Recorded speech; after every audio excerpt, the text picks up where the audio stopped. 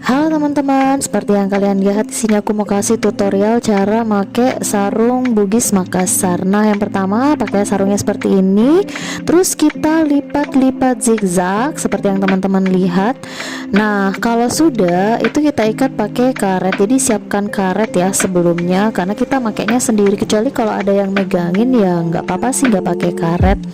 Terus kalau pakai karet kan itu nggak terlalu kuat ya teman-teman, jadi siapkan juga boleh tali atau belt kain, tali rafia juga boleh, kita ikat biar lebih kuat kayak gini. Terus kita rapi-rapihin, nah jadi seperti ini.